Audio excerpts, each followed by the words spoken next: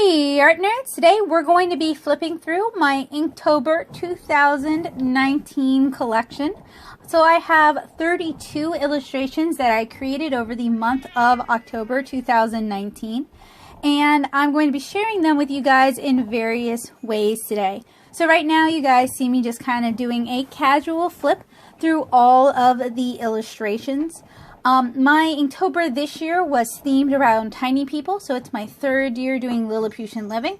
Tiny people, flowers / plants, and insects. And my goal this year was to get better at drawing plants as individual species and to include distinctive characteristics, as well as to practice drawing more insects since Lilliputians would encounter insects pretty frequently. This is inspired by my ongoing comic 7-Inch Kara, which you guys can read at 7inchkara.com or 7inchkara.tumblr.com, and I'm hoping to combine all three of my Lilliputian livings from 2017, 2018, and now 2019 in a small, perfect bound black and white book. So I hope you guys will keep an eye out for that. My materials this year were colored Eno Pink Lead. That's the pink that you see for the under drawings. The Sakura Pigma FB brush pen, that's the really fine point brush pen, and the Pentel Pigment extra fine and medium brush pens. And I hope at some point to be able to watercolor these illustrations in the near future.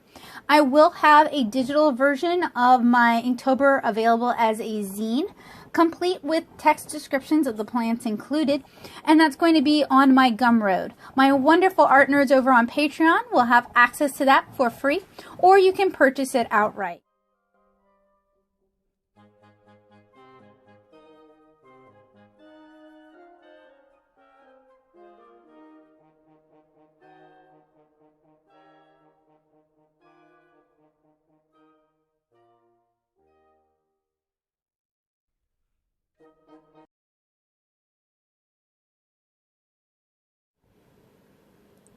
So for most days during Inktober, I recorded and shared a small time-lapse video. I have full time lapses available, but I decided to kind of take some of the beauty shots from those time lapses and compile them into one overarching video so you guys get a little taste of just about everything. So we have here day 1, Pansies, and this year I really wanted to focus on doing what I call open line work, and that's line work that is intended for watercolor or intended for marker. Now we have day 4, Strawberries, so we're missing footage from day 2 and day 3, but the full videos for those are going to be available here on YouTube, and I'll link all, I want to say I have 27 videos for Inktober, all 27 Inktober videos in the description. So if you guys want to check any of them out. I also have an Inktober playlist. This is great to put on in the background, kind of chill out and relax. I know some of you guys really enjoy time-lapse videos. So as I mentioned, for Inktober day 1, I wanted to do open line work, but I also wanted to have heavy spot blacks. So I wanted illustrations that have a strong black and white component, but also can function with watercolor or alcohol marker on top of them. And that's why I chose the products I chose for this year. So I'm inking in a Strathmore 500 series mixed media visual journal. This is a cotton rag mixed media paper, and it should handle watercolor fairly well. The brush pens that I'm using to ink are waterproof brush pens, including the Pentel Pigment brush pen. So hopefully we won't have any issues with the ink itself reactivating and contaminating the watercolor. And then I use the pink color Eno because it complements watercolor and it complements alcohol marker very nicely, so I wouldn't have to worry about erasing my underdrawings. I could leave those as part of the finished art.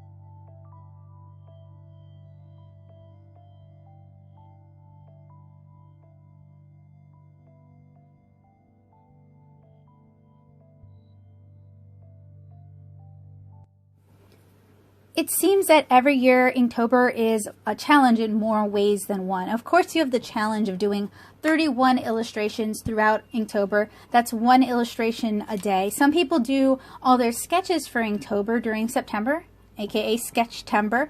And then some people take their Inktober black and white illustrations and add color to them during November, aka Huevember.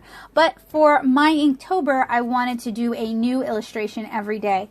So that meant generating the art the day before, inking the piece, and then generating the art for the next day. And one of the reasons I really wanted to do it this way is that for the most part, when I'm creating art for this channel, I'm working on 7-inch Kara stuff. I'm either drawing Naomi or I'm drawing Kara. And I wanted to give myself the opportunity to draw different people for once. So I like using October for that. And I did not use the Jake Parker prompt list. I didn't use anybody's prompt list other than my own. And all I did was I made a list of different plants that I might feel like illustrating with the desire to denote which plants are toxic, which ones are edible, and if they are edible, how they are consumed, how they're utilized. Now, something that kind of unifies my inks for this month is I really tried to work along a circular composition.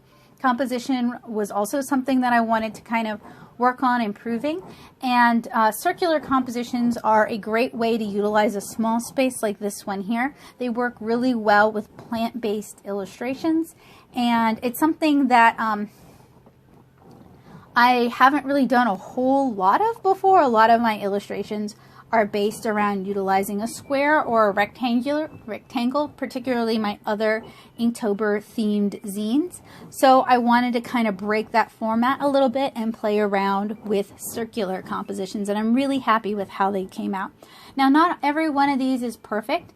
Of course, there are going to be mistakes made, and since I wanted to watercolor these, I was not able to correct the mistakes using something like whiteout. Now, there's one page where I really mess up the kid's mouth, and I ended up breaking my rule of no corrections, and I went over it with Creative Mark Aqua Cover, which is supposed to be a liquid watercolor paper. It worked quite well as a correctional agent, and it's designed to be painted over, so we'll see how well it can accept watercolor layers after the fact.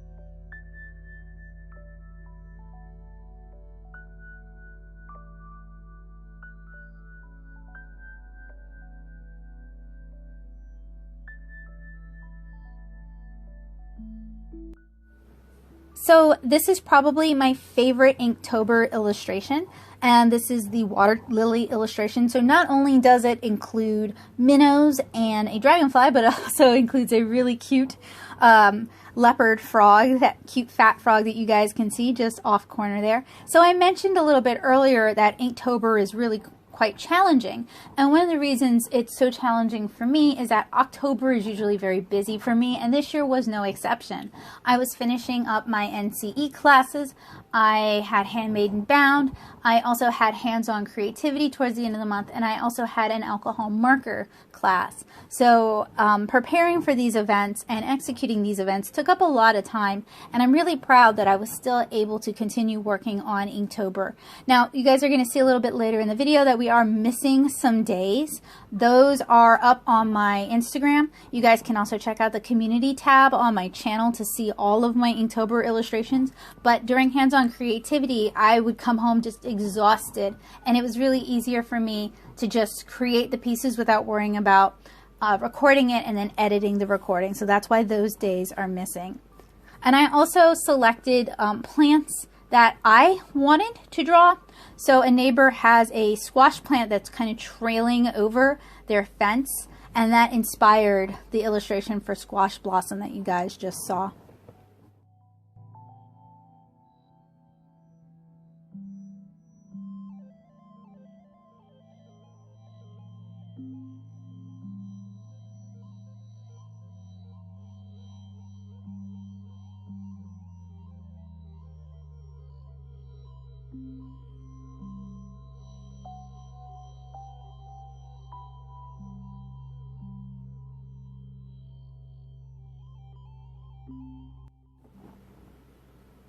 So something I really enjoy about Inktober is during the first 2 months of Inktober, where everyone says they're going to do Inktober and everybody's trying really hard and everyone's kind of commenting on each other's art.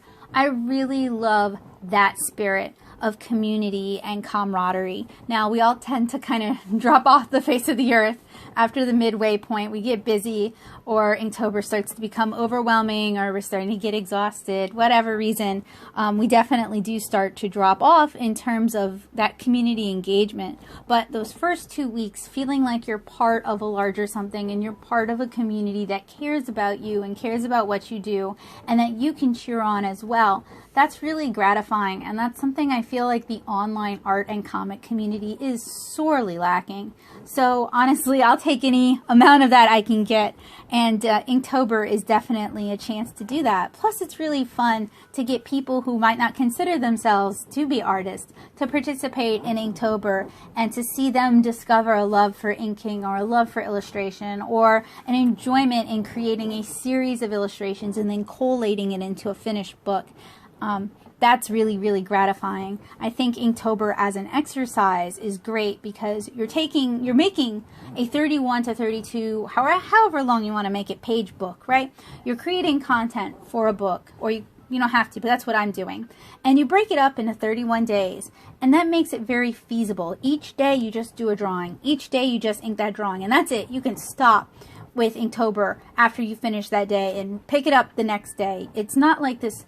Often comics feel like this really Sisyphean feat where you're forever pushing that boulder up the hill, and it doesn't matter how many pages you draw, you're still a million pages away from being finished. Whereas Inktober, it's 31 days, and once you've hit the end of 31 days, you're done. And that's a significant chunk of illustrations. That's like half a year's worth of illustrations if you were the sort of person who could only do one illustration per week. It's a little booklet, it's a zine, and you did it in 1 month just by buckling down and focusing. And I really love that as an idea because it makes it very approachable and accessible to people who might otherwise be very daunted by these kind of tasks. So that's why I'm a big fan of Inktober as you would like to do it. So if you want to do it all digital, go for it. If you want to do it all traditional, go for it. Really, my only caveat, and it's because I've seen this happen time and again, is so many people are like, I'm going to do an inked illustration, and I'm going to color it with Copics, or and I'm going to watercolor it, and they don't normally work with those materials, and they think they're going to do that every day in the month. And that is a really good way to burn out. I know some people are successful.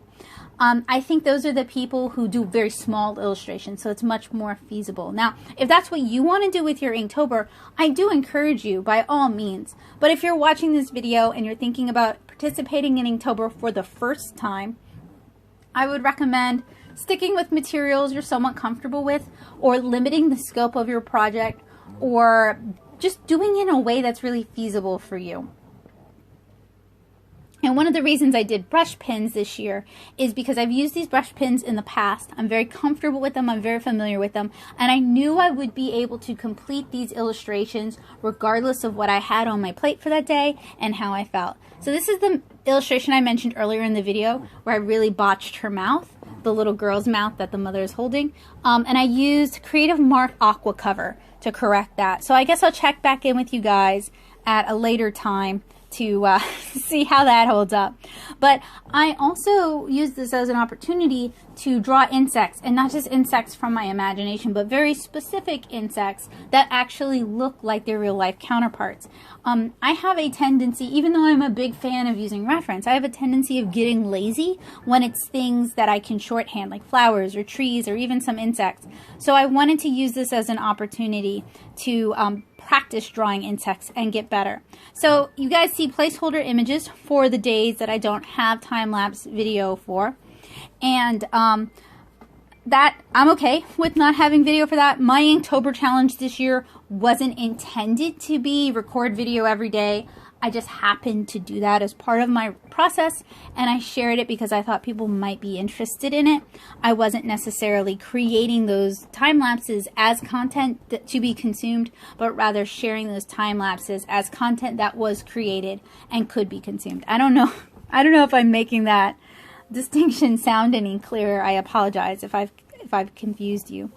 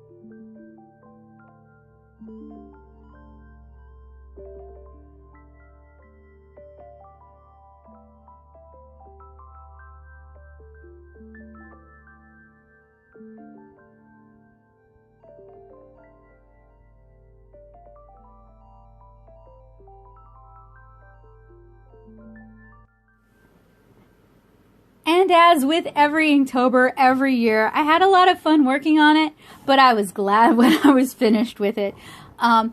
32 illustrations, because I created a bonus illustration. 32 illustrations becomes a lot. And I'm looking forward to having time where I can collate this into a zine, and then where I can collate this and my two prior Inktobers that are all Lilliputian themed into a standalone book. I'm really proud of the work that I've done. I actually really like several of these illustrations, and I look forward to kind of working with them further. And I really enjoyed having the opportunity to draw a variety of characters, all based around my favorite Lilliputian theme. So if you're interested in learning more about this tiny world, you can read my comics 7-Inch Kara at 7inchkara.com and 7inchkara.tumblr.com, and that'll be the first 5 chapters. I'm also preparing the Kickstarter for Volume 2, which contains chapters 5 through 8 and a bonus chapter that focuses on Naomi. So I hope you guys will keep an eye out for that.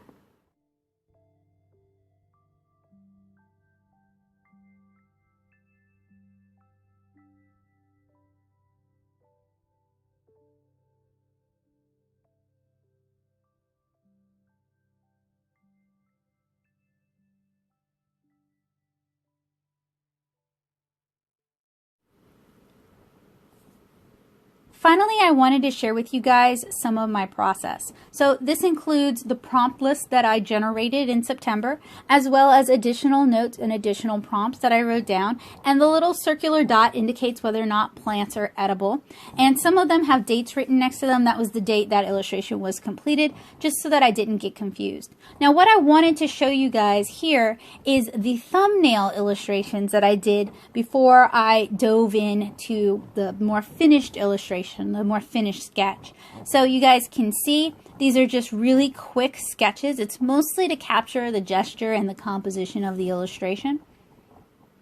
And these were done on Post-it notes because that allows me to just pop that on the front of the sketchbook cover and come back to it the next day.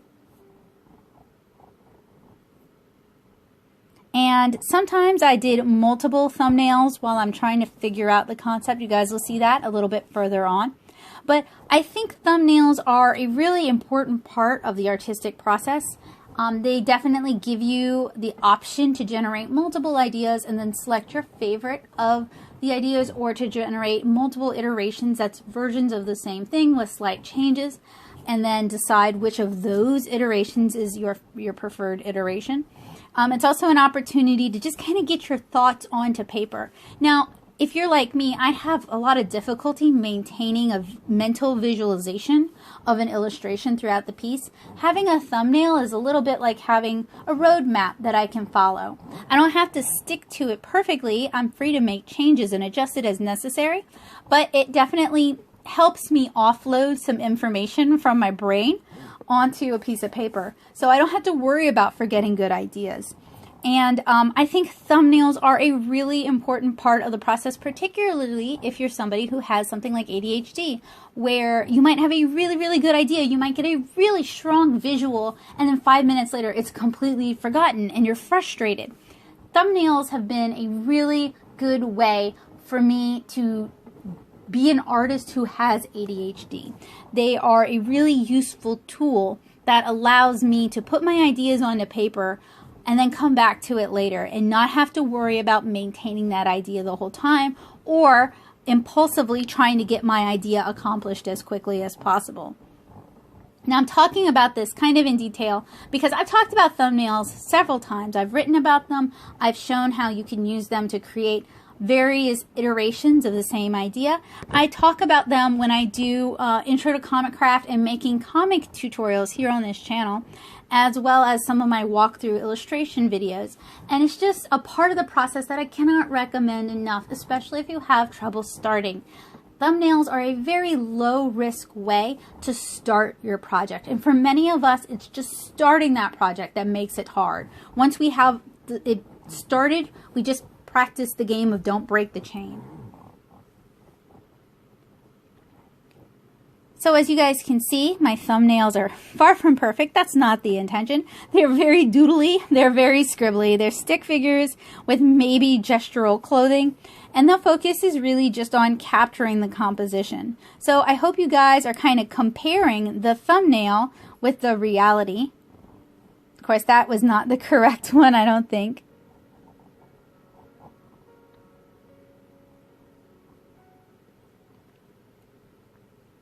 Now, you can do thumbnails in a sketchbook if that's your preference. You can do thumbnails on scrap paper. It's really about utilizing the method that works best for you. And I like doing them on Post-it notes because, as you guys know, here on this channel, I review a lot of things and I do a lot of field test illustrations. So I'll doodle my thumbnail on a Post-it and then put it on the cover of the paper that I'm doing the thumbnail or the field test on. So it works really well for how I run my studio and how I complete art here. And I just thought it was really important to show you guys because it's such an integral part of my success, how I am successfully completing these projects, especially when I have like 16 different things going on.